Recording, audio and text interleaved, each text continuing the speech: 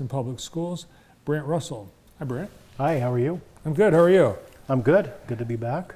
Great to have you here. I was saying that it's possible that you are busier in the summer than you are the rest of the year. Is that possible? Most definitely. Really? Busier, yeah. Wow. We have, during the school year, we have a system where it's all set up. And now during the summer, we have to break that chain, and we are going to, 30 some sites across the city. I have a truck and 2 vans running around town. I have cooking happening in a bunch of different kitchens, and then staff that isn't necessarily my, I shouldn't say my staff, but, food service staff that's helping us out as well. So it's a training issue and definitely a logistic issue for sure. All the problems that every other employer has, you got them too. Yes, absolutely, absolutely. And do you get a chance to have students as labor, like when you're at Jackson High School during the school year? Do you have students working the line and stuff? We did open it up this year to a couple of students from Pathways, mm-hmm. and we started a program where students could pre-order subs through a Google app. So we had students order those, and then those 2 ladies helped us build those subs to hand out at lunchtime. It was a really amazing win-win because it opened up a person for me, mm-hmm. who during lunchtime would have to be making those subs. So now that person was able to serve another line, and we could service more kids that way. So that's cool. Really helped. All right, so summer, kids in the community get fed, and they have a pretty easy way to get their food because you go to them. Correct. Yeah. Yep, we're all over the city. I said 30, but we're actually at 29 sites.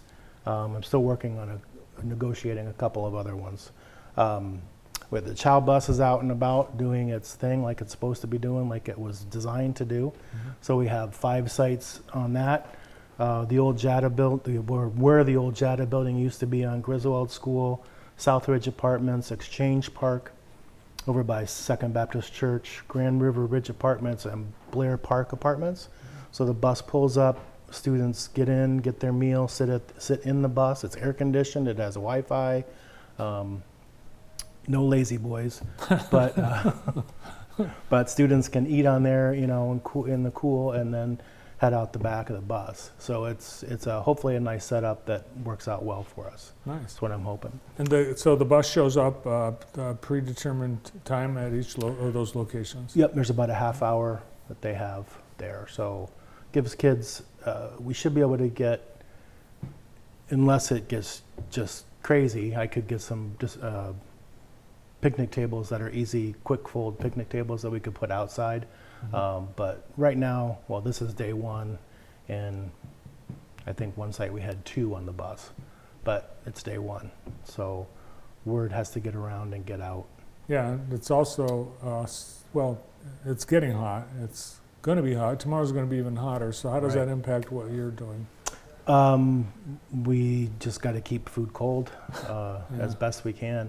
We take food as close as we can to service time, and then whatever especially at the park sites, whatever we take out there then is just kind of a waste.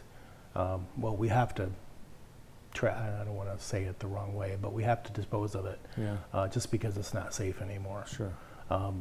So it's a learning curve the first week, but once we get through that first week, and then Hunt wasn't in today, but once Hunt School gets out, kids are kind of where they're going to be all summer, and we, believe it or not, it's pretty average from year to year, the number of kids at each site. Mm-hmm. One issue we are facing this year is that the USDA waivers and regulations that we had during the pandemic for the last 2.5 years were not renewed for this summer.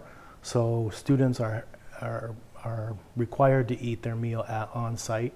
Parents can't take it home, students can't take it home for siblings or whatever. It has to be eaten on site.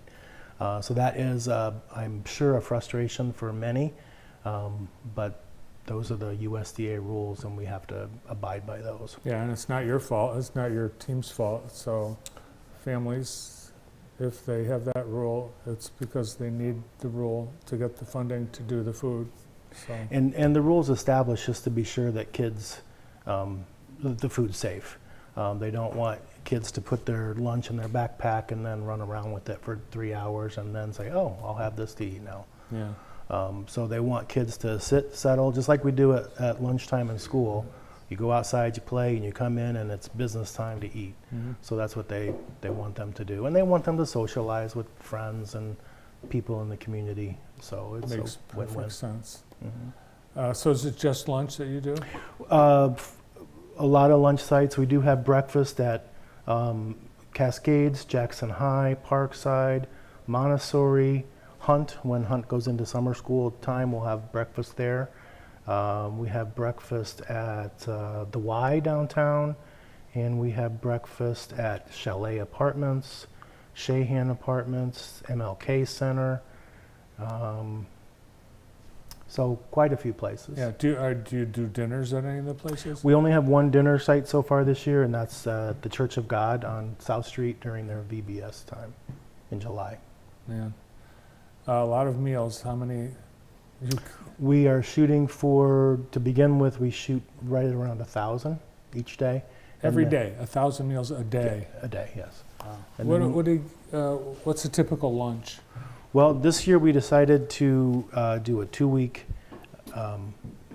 menu for the cold sites and a 2-week menu for the hot sites, basically because we still have our supply chain issues that we're dealing with. Mm-hmm. So we know we can get chicken nuggets, we know we can get pizza, we know we can get burgers.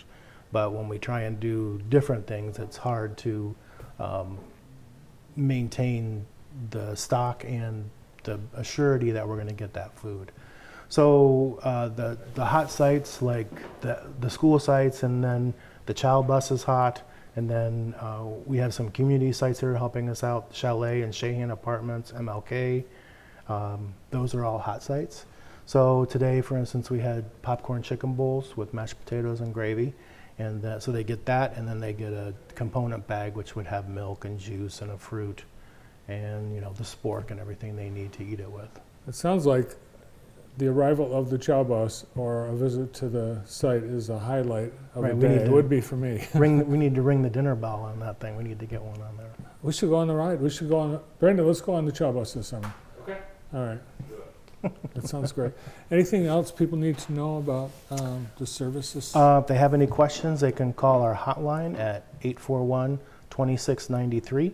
They can also go on the web at www.jpsk12.org. And they can always call our office at 841-2172 and just get some information. People just show up. Do they have to show any ID? No ID. It's for children 18 and younger. And then we can go up to the age of 26 for any students who are enrolled with an impairment of some kind, like in a torrent program or something like that. Cool. Mm-hmm. All right. Well, thanks for all that you're doing. I know you go out of your way to make it fun for the kids and families. You're very creative, and so is your team. Oh, Thanks. thank you. Thanks Thank for you all very you much. do. Yeah. Good Thank to you. see you. Good seeing you.